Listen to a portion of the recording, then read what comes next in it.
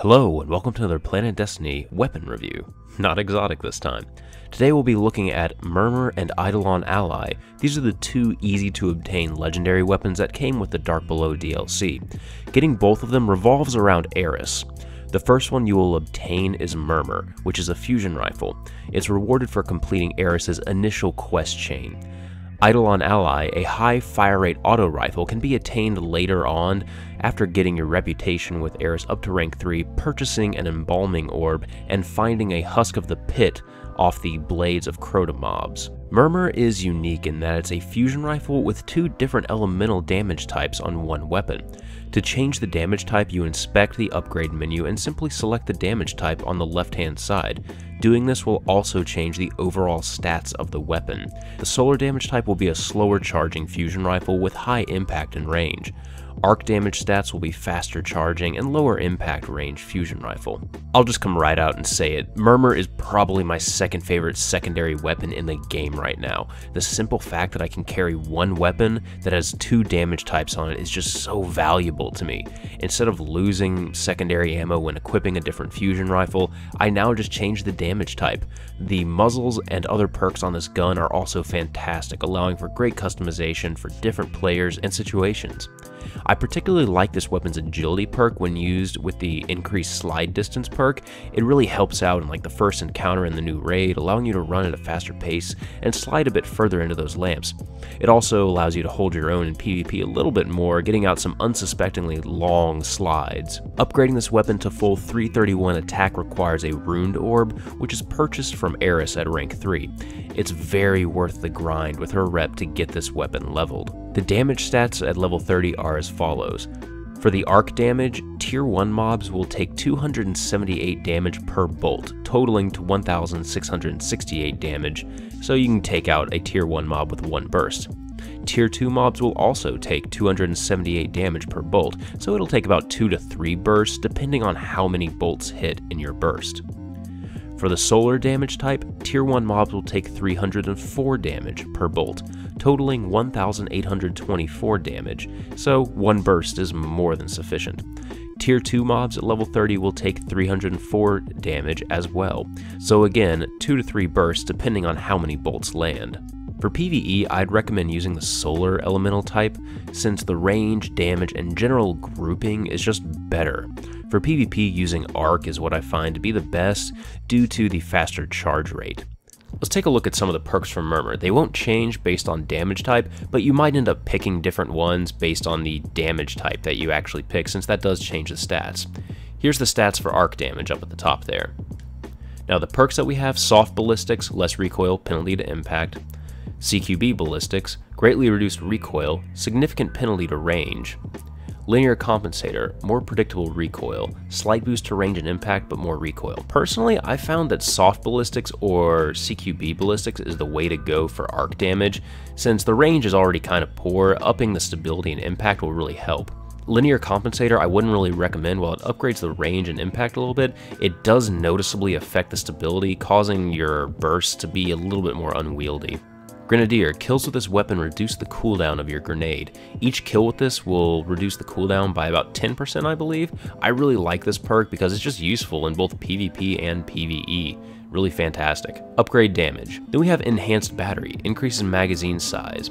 The normal magazine size is 6, as you can see, and enhanced battery will take it up to 8. Personally, I like using this perk when it's on my hunter just because I already have such high agility, which leads us to our next perk. Lightweight, when held this weapon grants +2 character agility. I really like this perk for like Titans and Warlocks in the raid because, you know, upping your agility is really nice for that first encounter, allowing you to run a little bit faster, just helps, you know, get to those lamps a little bit quicker. Definitely a great one to have with arc damage. Snapshot, aiming this weapon is incredibly fast. Some people might end up picking this. Personally, I would rather get enhanced battery or lightweight for my characters, but Snapshot does bring the aim down sight speed down pretty noticeably. Knee pads, slide further while this weapon is equipped. Personally, I really like this. I don't really slide that much in PvP, but in PvE I do it all the time. And that first encounter in the raid, sliding just a little bit more distance into those lamps is really, really nice. If you can't tell, I really like this weapon for the first encounter in the raid. Really fantastic overall.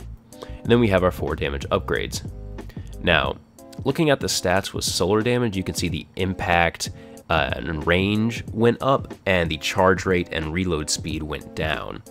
So here's the stats with soft ballistics, less recoil, penalty to impact. CQB ballistics, significant penalty to range, but greatly reduced recoil. And then linear compensator, more predictable recoil, slight boost to range and impact, but more recoil. Again, with these, CQB or soft ballistics were really the way to go for me.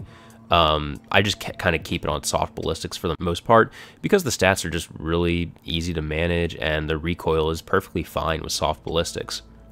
Again, perk-wise, you're not really going to change much with solar damage, I imagine.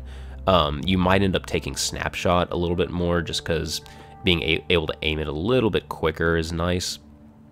Cosmetic-wise, this gun really does stand out. It has a very menacing look to it, like it's almost alive in your hands, just ready to, you know, just pounce on whatever you point it at. The sound is also just addicting. It has a wonderful deep clang when you fire it off, and the sound is also deeper and changes a little bit based on what damage type you pick up.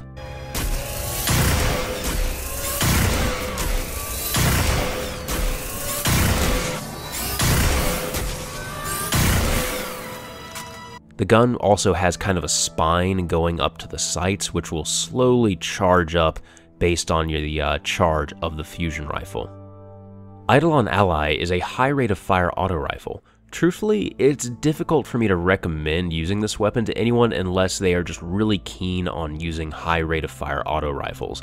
It falls in the same trap as some of the other similar auto rifles in that it has really low stability until it's upgraded all the way. I'm just not a fan of the way you have to fight against the gun to land consistent headshots to maximize your damage. In PvP, this weapon will hit for about 11 body shots and 14 headshots, which just means that you have to land about 13 to 14 headshots to down someone. When combined with just the overall recoil of the weapon, even if it's fully upgraded, it makes for a difficult time in both PvP and PvE. However, I fully admit that I'm just horrible with these types of weapons, and some people really do just prefer them. For those of you that really like the high rate of fire auto rifles, I think you'll find that the magazine of 42 is really low compared to the other rifles out there. The weapon also cannot be upgraded to its full attack either due to its last upgrade slot needing the Crux of Crota to drop off the hard mode raid. As of now, it only has 312 maximum attack even though it shows 324 when fully leveled. So that means that you won't be doing 100% of the damage in the raid with this gun. So all those things combined, you know, if you really want Necrochasm, go ahead, go out, get this gun, level it up, but use a different rifle. I wouldn't continue using this one right now. The damage at level 30 is as follows. Tier 1 mobs will take about 65 body damage and 161 headshot damage. It takes about 6 or 7 headshots to take a Tier 1 enemy out. Tier 2 mobs will also take 65 body damage, but only 81 headshot damage. Truthfully, I kind of lost count at how many headshots it took to down these guys. Just know that it takes a lot, and just due to the recoil of the weapon, it's very difficult to land all those shots consistently. Alright, let's take a look at some of the perks for the Eidolon Ally. It has kinetic damage, and then we have accurized ballistics, more range and impact, increased recoil. This is the first one that you're going to get on there, and personally it's fine for the most part. The stability is kind of low starting out, so you end up going into CQB ballistics very quickly because the recoil is kind of unmanageable with just accurized ballistics. CQB ballistics does up the recoil, but at a penalty to impact and range, so this really does hurt your damage for the most part and the range. Fortunately, there's a perk later on that kind of negates the range. And then aggressive ballistics, more predictable recoil, enhanced impact, shorter range, and more recoil. Personally, if I were to use these types of weapons a little bit more, I might try aggressive ballistics a little bit more because it is rather predictable recoil. It's pretty much directly up and down with very little side-to-side sway, and it does help the range and impact. But for me, since I'm just horrible with these weapons, I need all the help I can get, I go with CQB ballistics. Even though it does hurt the impact and range, it means I can hit my targets more consistently. Cascade. Melee kills increase the reload speed of this weapon for a short time. Personally, I really like this perk due to the lower magazine size. If you kind of get rushed by some of your enemies, a quick melee kill will easily make this weapon just reload blindingly quick. I actually leveled this weapon pretty much on my Titan yesterday, and I found that in the Defender with War Machine perk, those two stack into just a ridiculously quick reload. I really like this perk. Then we have this tier here. Unfortunately, this tier is pretty much dominated by fitted stock, but the first one we have here is single point sling. Switch weapons faster, move quicker while aiming. You know, this is the first one that you're going to get. I personally don't find switch weapons faster being that useful on a primary. I prefer that on like a secondary, something that you need to get out in kind of a quick situation. Then we have flared magwell. Reload this weapon even faster.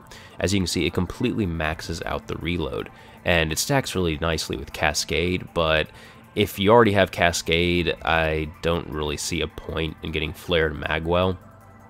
It just makes for an even faster reload, which is already pretty quick.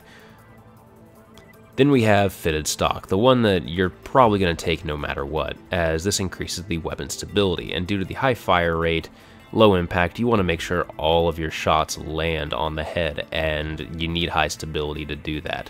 Unfortunately, this tree is, like I said, pretty much dominated by fitted stock. You really want to take this one, and if you don't, you're going to be missing a lot of your shots.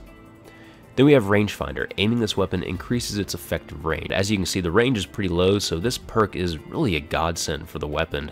It definitely helps bring it into some of those longer range fights, you know, basically on the tail end of medium range if you have max recoil reduction with CQB and fitted stock. I really like this perk on this weapon itself.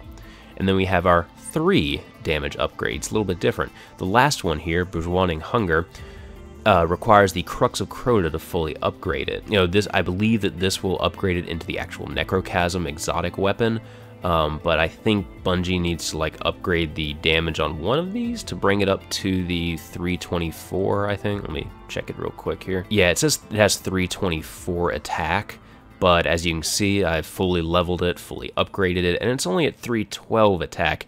That's a little disconcerting. They should probably upgrade these last ones to at least, I don't know, bring it to 331 like the other ones.